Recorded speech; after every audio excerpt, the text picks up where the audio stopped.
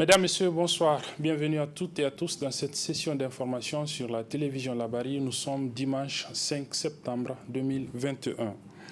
C'est l'information du jour des militaires guinéens avec à leur tête le colonel Mamadou Doumbouya, commandant les forces spéciales guinéennes, annonce sur les ondes de la télévision publique guinéenne, la RTG, mais également sur les réseaux sociaux, avoir renversé le régime du président Alpha Condé, qu'ils disent d'ailleurs détenir en lieu sûr, ainsi que assurer le contrôle du palais présidentiel de Sékou Toureya, ainsi que toute la capitale Conakry. Plusieurs images sur les réseaux sociaux notamment confirment ces faits, comme nous allons le voir dans ce reportage de nos confrères de TV5 Afrique. On n'a pas torturé, non? Est-ce qu'on vous a dit? On a touché un seul de vos cheveux. Président depuis 2010, Alpha Condé, 83 ans, reste impassible et assiste impuissant à la possible fin de son règne. À la tête du putsch, le lieutenant-colonel Mamadi Doumbouya, ancien légionnaire de l'armée française et chef du groupement des forces spéciales, une unité d'élite à l'efficacité redoutable.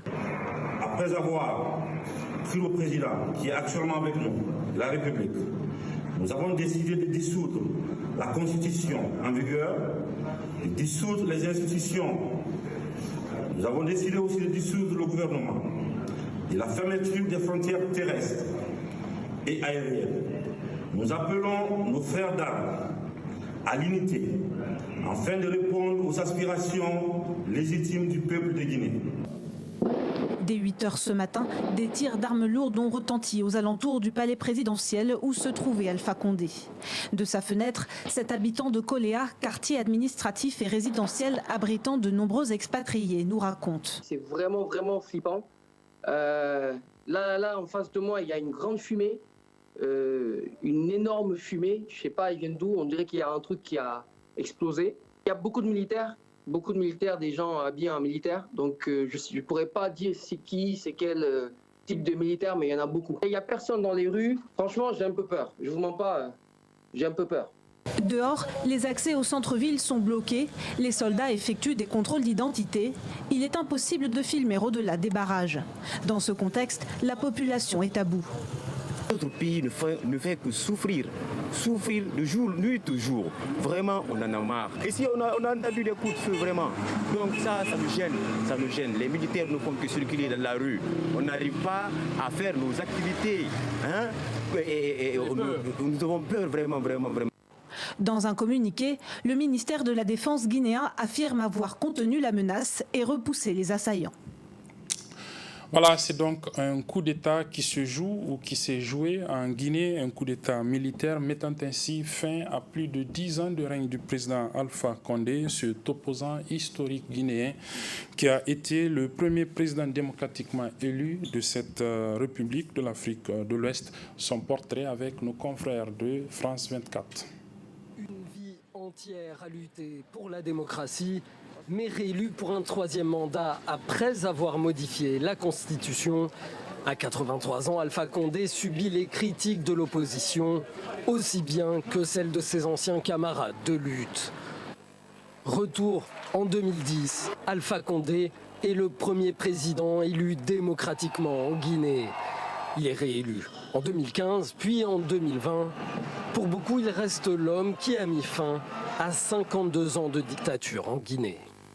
L'arrivée d'Alpha Condé a constitué un espoir du point de vue de la façon dont il est arrivé au pouvoir, c'est-à-dire par la voie des urnes. C'est-à-dire qu'on a eu une opposition qui est capable de remettre en cause et de commenter les actions du gouvernement.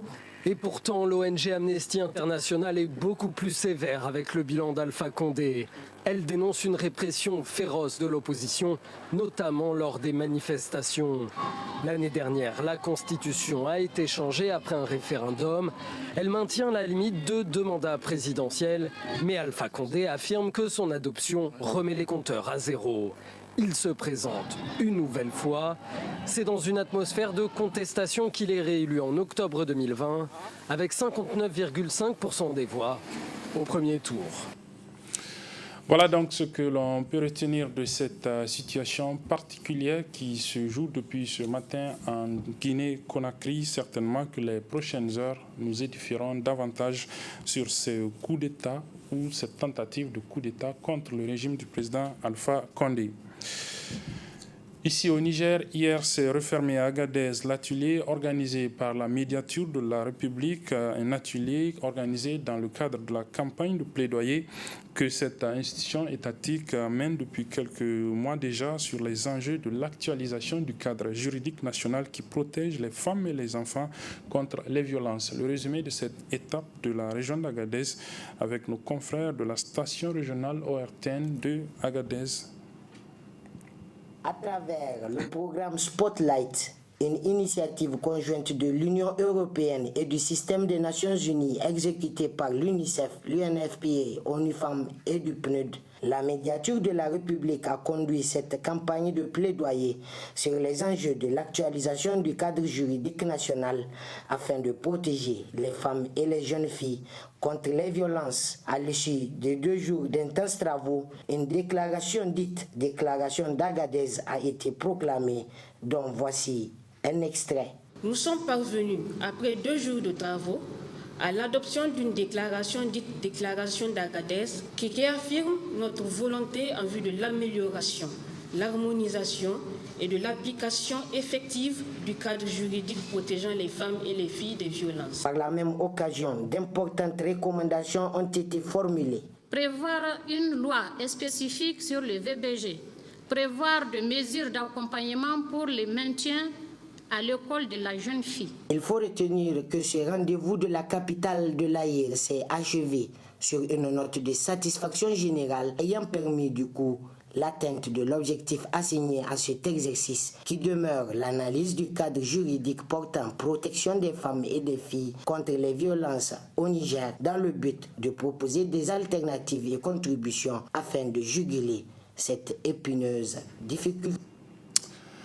2 syndicats du secteur des transports nigériens, à savoir le syndicat libre des conducteurs de taxi du Niger et le syndicat national des conducteurs indépendants de minibus, ont tenu ce matin dans la salle de réunion du ministère des Mines les assises de leur 3e congrès ordinaire. Des rencontres qui ont vu la participation de plusieurs militants des 2 syndicats, comme nous le rapportent Hamza Sakou et Sadou Doumi. Ce sont là conducteurs de taxi, conducteurs indépendants de minibus et autres invités du secteur du transport, réunis pour ces assises du 3e congrès ordinaire de 2 syndicats du secteur du transport. Ainsi, il s'agit du syndicat libre des conducteurs de taxi du Niger et le syndicat national des conducteurs indépendants de minibus, qui pour une première fois organisent ensemble les assises de leur 3e congrès. Les conditions de travail difficiles dans lesquels se trouvent aujourd'hui les travailleurs du secteur des transports, notamment urbains, nous interpellent et méritent une attention particulière. Il s'agit de l'état périlleux des routes, leur exiguïté, l'absence de voies de desserte dans certains quartiers, l'absence de parkings de stationnement, d'installations anarchiques sur les chaussées, pour ne citer que cela. C'est donc pour cela que le Sulcotan et le 500 bis estiment nécessaire de diagnostiquer la situation que vivent les conducteurs du transport urbain à travers le thème « Le transport urbain et les problématiques du réseau routier ». Enfin, de proposer des recommandations pertinentes aux autorités de tutelle. Dans son allocution d'ouverture, le représentant du secrétaire général de la Confédération du syndicat libre du Niger a tenu à rappeler les difficultés auxquelles font face leurs militants avant de faire cas de l'espoir qu'ils fondent pour l'aboutissement des résolutions qui en découleront de ces assises. Ce thème trouve tout son sens au regard des défis quotidiens auxquels sont exposés les transporteurs au niveau de la ville de Niamey. Comme cela a été ressorti dans le discours, il y a l'exiguïté des routes. Les routes sont très étroites, très minces. Il y a l'absence des parkings. Il y a l'absence de voies, l'absence de voies de desserte dans beaucoup de quartiers, il n'y a pas de voies.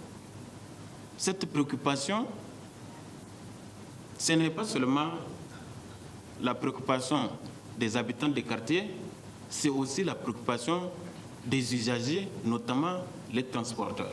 Et c'est pourquoi nous estimons également au niveau de la CGSL que, à l'issue des échanges qui vont se faire ici, les deux organisations vont ressortir des recommandations pertinentes qui doivent être transmises à qui de droit et que ces recommandations soient prises en compte dans le cadre de l'amélioration. Ces assises vont doter ces syndicats du secteur du transport d'organes exécutifs forts et dynamiques capables de prendre en charge les revendications légitimes des 10 syndicats. Suite et fin hier de la série de visites des meilleurs élèves des classes d'examen distingués par la Fondation Nour de l'épouse du président de la République, Hadiza Bazoum. Une visite qui les a conduits au 3e pont au Musée national de Niamey ainsi qu'à l'aéroport international Diori Hamani de Niamey. La veille déjà, ces meilleurs élèves ont été reçus par le président de la République, Mohamed Bazoum. Retour sur ces séries de visites et rencontres avec nos reporters Chebou Guisso et Hariata Salah. Les élèves lauréats du prix de l'excellence et du mérite de la Fondation Nour, dirigée par la première dame Hajia Hadiza Bazoum, étaient dans l'après-midi du vendredi 3 septembre au palais de la présidence. Objectif: présenter au président de la République Bazoum Mohamed ses meilleurs élèves de l'année scolaire 2020-2021. Ainsi, le président de la République a tenu à féliciter ses scolaires primés et leurs enseignants avant de leur demander de ne pas lâcher, de persévérer afin de pouvoir réaliser leurs rêves. Mon ambition, c'est de faire en sorte que beaucoup de Nigériens, beaucoup de jeunes Nigériens de votre âge soient comme vous. Vous êtes aujourd'hui les meilleurs. Si nous avions un système encore plus performant, vous auriez été bien plus que vous n'êtes aujourd'hui. Vous qui avez le mérite d'être aujourd'hui notre fierté. Et mon ambition, c'est de jeter les bases des réformes du système éducatif qui nous permettront de faire en sorte que les enfants nigériens puissent s'exprimer de façon aussi fluide que vous le faites, parce que je suis vu certaines de vos interventions hier, à une grande échelle, pas qu'une petite minorité de ceux qui ont le mérite qui est le vôtre aujourd'hui seulement soient à l'aise dans ce qu'ils font à l'école parce qu'ils comprennent ce que leur maître les enseigne et le restitue à chaque fois qu'ils sont sollicités à cet effet. Nous avons donc décidé de faire en sorte que nous soutenions tous les enfants du Niger, même ceux qui sont dans les brousses les plus lointaines, pour leur offrir la chance, un jour, de devenir des personnes pleines parce qu'elles ont acquis tout ce qu'il faut pour être une personne comme il se doit aujourd'hui. Car, en effet, vous le savez bien, lorsque on n'a pas été instruit, on est singulièrement diminué.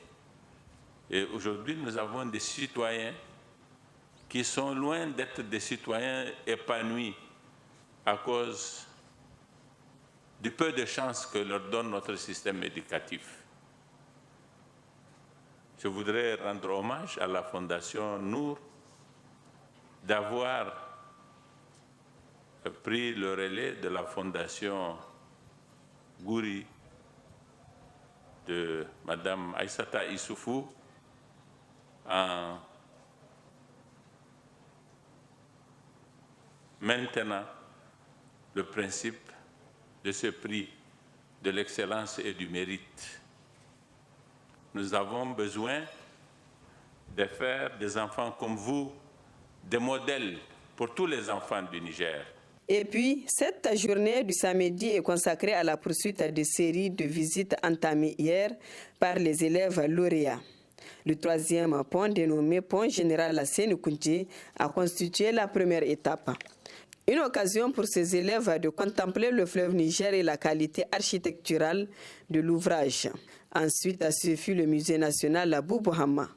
Là, un guide a fait visiter aux élèves tous les pavillons et les cages des animaux sauvages. Des élèves très fiers de voir de très près ces animaux. Enfin, la visite a pris fin avec l'étape de l'aéroport international Diori Hamani, un aéroport entièrement rénové et qui répond aux normes des aéroports internationaux.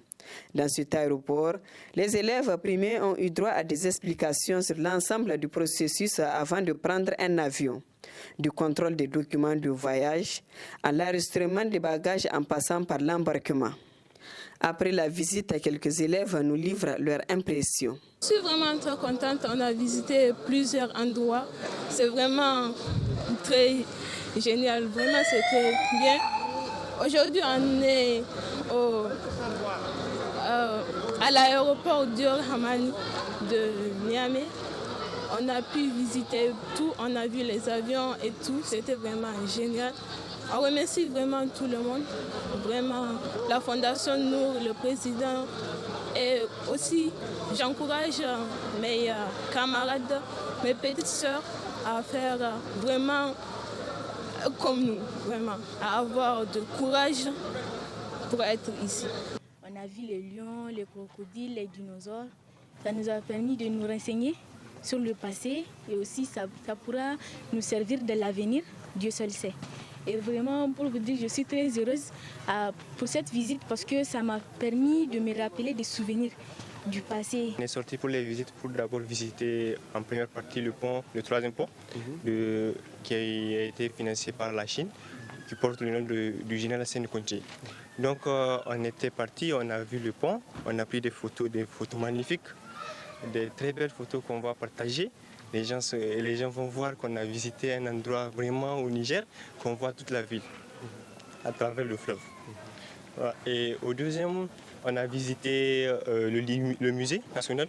Et on a visité le musée, on était venu, on nous a donné un guide qui nous a bien présenté les antiquités essentielles et tout. Il nous a bien expliqué, il nous a montré le lion jusqu'à même qu'on a dressé. On l'a vu, il s'était relevé. On a vu les serpents, on a vu les dinosaures. On a vu même les antiquités.